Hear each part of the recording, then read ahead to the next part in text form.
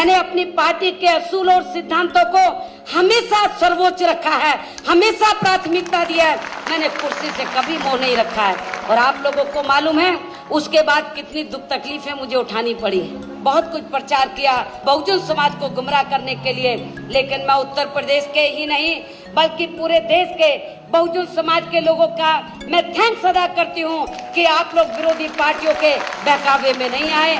हर मुश्किल की घड़ी में आप लोग मेरे साथ खड़े रहे। बाबा साहब डॉक्टर अम्बेडकर ने आप लोगों की गरीबी व बेरोजगारी को दूर करने के लिए, अर्थात आप लोगों की सभी समस्याओं को दूर करने के लिए बाबा साहब डॉक्टर अम्बेडकर ने अपने जीते जी ये कहा था, इस देश में जो खास तौर से जो दबे कुचले लोग थे, जिनको सदियों से मनुवादी व्यवस्था का शिकार बनाया गया, उनको भी कहा था। और इसी तरह जो अपर कास्ट में से गरीब और बेरोजगार लोग हैं, उनकी तरफ भी बाबा साहब डॉक्टर अम्बेडकर का ये इशारा था। इस देश के अंदर सर्व समाज में से जो गरीब और बेरोजगार लोग हैं, ये लोग अपनी गरीबी और बेरोजगारी को दूर कर सकते हैं, बशर्ते ये लोग केंद्र और देश के अन्य राज्यों में पॉलिटिकल पावर की मास्टर की अपने हाथों में ले लेते हैं। बीएसपी की विचारधारा एवं उद्देश्य और कार्यशैली से प्रभावित होकर तो फिर इस देश में कांग्रेस और बीजेपी दूसरी पार्टियां नजर नहीं आएंगी।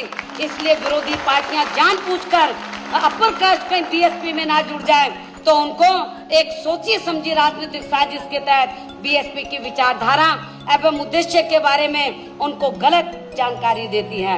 ये आप लोगों की जिम्मेवारी होगी। पहले बहुजन समाज को तैयार करना होगा और जब बहुजन समाज तैयार हो जाए तो फिर आप लोगों को अपर कास्ट समाज के लोगों को भी तैयार करना होगा। उन्हें ये बताना होगा कि बीएसपी की विचारधारा एवं उद्देश्य किसी जाति एवं धर्म के खिलाफ नहीं है, बल्कि बीएसपी की विचारधारा देश व सर्व समाज के हित में है।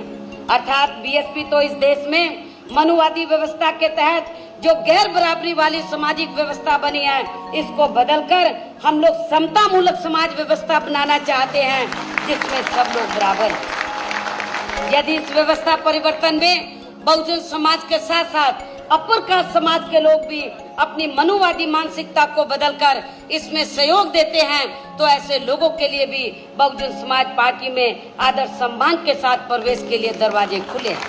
और ये पहल सबसे पहले बहुजन समाज के लोगों ने की। लेकिन कैसे की? उत्तर प्रदेश में पहले बहुजन समाज के लोगों ने बहुजन समाज में जो विभिन्न जातियां हैं, भाईचारे के आधार पर उन सबको बीएसपी की विचारधारा एवं उद्देश्य से जोड़ा।